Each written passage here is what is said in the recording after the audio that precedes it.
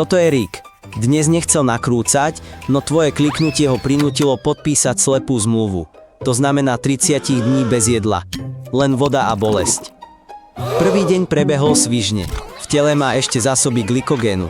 To je cukor uložený v pečení a svaloch. Rick si stavia trón z vankušov. Čaká, kým ho konečne naozaj vyskúšajú. Na tretí deň sa všetko mení.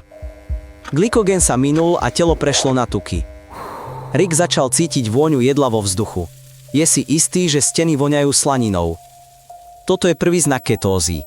Je to stav, keď telo tvorí ketóny, nie glukózu. Štvrtý deň sa objavili halucinácie. Rozpráva sa s lyžicou, plánuje s ventilátorom a žmurká na zásuvku. Smeje sa, no oči mu už nervózne tikajú. Šiestý deň vošiel muž do izby. Pomaly zjedol burger priamo pred Rickom. Odišiel bez slova. Bol to test odolnosti. Rick sa spotil a oblízol si pery. Mozog žiada dopamín. Udržať sa je veľmi ťažké. Na 7. deň sa na obrazovke objavil nápis. Vzdáš sa, dostaneš jedlo. Stačí povedať pizza. Rick mlčal. Medzi tým mu klesala telesná teplota a spomalil sa metabolizmus. Aj jeho pohyby boli ťažké ako polievka, o ktorej Rick sníval. Na 10. deň svaly začali slabnúť. Telo prešlo do režimu prežitia a šetrí všetko.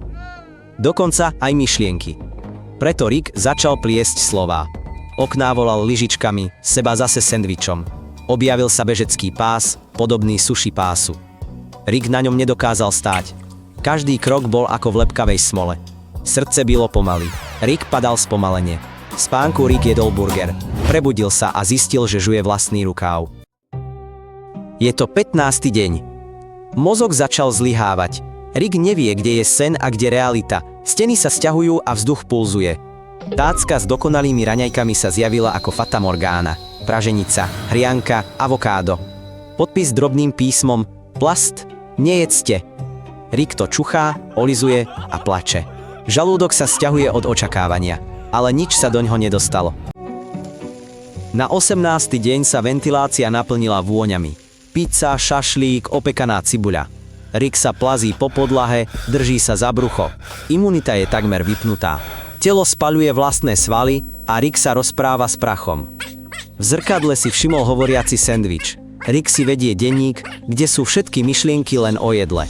V jeho krvi už takmer nezostala žiadna glukóza. Začala sa autofágia. Bunky jedia sami seba. Rick na stenu píše: Ja nie som jedlo. Stena začala kvapkať kečupom a Rick jačí. Bola to fáza ťažkých kognitívnych porúch. Aj hlas spoza záberu, ktorým hovorím, Rick počuje. Vníma ho ako vôňu jedla. Na podlahe sa otvoril poklop. Skočil. Dole sa objavila kuchyňa.